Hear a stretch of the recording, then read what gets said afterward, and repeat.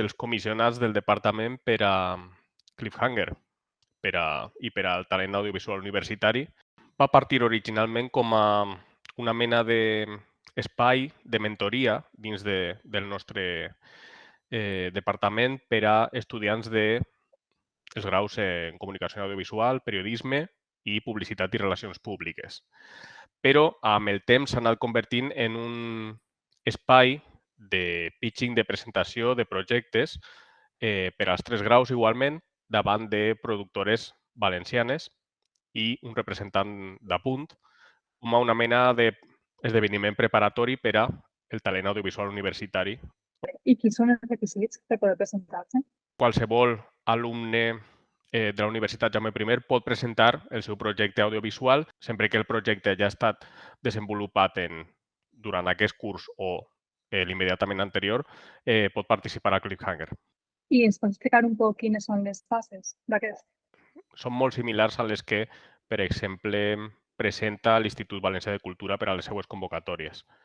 En aquest sentit, tenim les categories que fan referència a projectes de ficció, que poden ser des de llargmetratges, curtmetratges, sèries de ficció, minissèries, telefilms, també animació, per suposat. Després una categoria que englobaria tots els projectes audiovisuals de no ficció. Primordialment la distinció ahí és entre un documental unitari i les sèries documentals. Després tota una categoria per a formats televisius, des de concursos, realities, programes d'entreteniment, docu-shows, infoentreteniment. Una categoria dedicada a noves finestres que va des de websèries, documentals web, que també ha desenvolupat Apunt en els últims anys, projectes transmèdia, videojocs, apps. Una categoria també dedicada a programes de ràdio i podcast de qualsevol gènere, que tinc que dir que Apunt vol fer una mena d'espin-off del talent audiovisual universitari i fer sols de projectes radiofònics. Estan molt interessats en eixa branca i poden ser programes d'informació, entreteniment i ficció. I finalment una categoria per a branded content i comunicació institucional. I quantes edicions portem fent? L'any 2015, amb aquest format que vos he dit de mentoria, més per a projectes desenvolupats dins dels 3 graus, i des del format més de pitching, jo crec que du des de fa 4 anys, sí, coincidint amb les edicions també del talent visual universitari. I s'ha implementat alguna novetat aquest any respecte a les anteriors?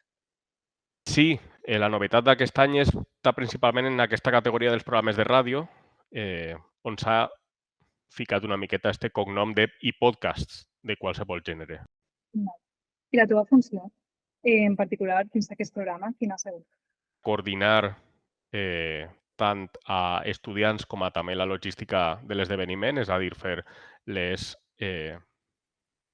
cartes d'interès a les productores per a que vinguen, per a que ens donen el seu feedback constructiu, i està molt en relació també amb la meva figura com a coordinador de pràctiques del grau en comunicació audiovisual, que sempre tracto d'estar en contacte amb el teixit productiu de l'audiovisual valencià. Qui compone el jurat de Cliffhanger? En aquest cas, aquest any hem tingut a Imma Juan de Crea Concepto, que és una de les empreses que més formatos televisius està creant per a la televisió valenciana.